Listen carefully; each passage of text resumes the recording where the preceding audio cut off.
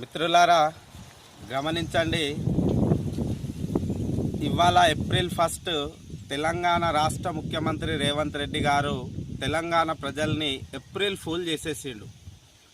రైతు భరోసా మార్చి 31 కల్లా క్లియర్ చేస్తా అని చెప్పి నిధులు విడుదల చేయలేదు, క్లియర్ చేయలేదు, ఫుల్ చేసేసిండు. ప్రతి ఆడపడుచుకు 2500 ఇస్తా అని చెప్పి అది గంగల కలిపాడు. నిరుద్యోగ వృత్తి 3000 ఇస్తా అని అది గంగల కలిపాడు. తర్వాత ఇందిరమ్మ ఆత్మీయ భరోసా కౌలు రైతు పథకం కింద 12,000 రూపాయలు ఇస్తా అని చెప్పి అది ఇయ్యలేదు.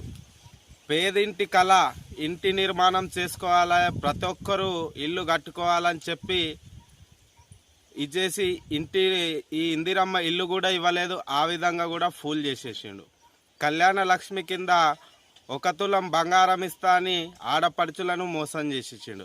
ఇలా చెప్పుకుంటూ పోతే SC ST BC minority sub plans కింద అందరికీ నిధులు ఇస్తామని చెప్పి ఆ విధంగా కూడా మోసం చేసిండు.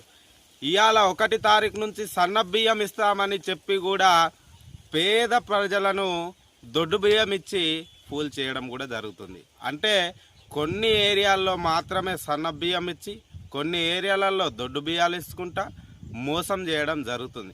అంటే ఈ ఉమ్మడి ఆదిలాబాద్ జిల్లాలో అయితే ఏ స్కీమ్ను కూడా ఇంతవరకు ప్రారంభించడం లేదు, ఈ జిల్లాను పట్టించుకోవడం లేదు. ఈ జిల్లాకు ఒక మంత్రివర్గంలో ఛాన్స్ లేదు, అదే మాదిరిగా ఈ జిల్లాను పట్టించుకోలేదు.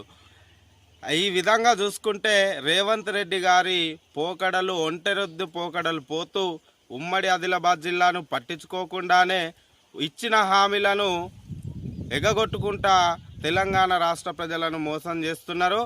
రానున్న స్థానిక సంస్థల ఎన్నికల్లో రేవంత్ రెడ్డి గారికి తెలంగాణ రాష్ట్ర ప్రజలు ఘనమైన చురుకు అంటిస్తారని చెప్తూ ముగిస్తున్నాను.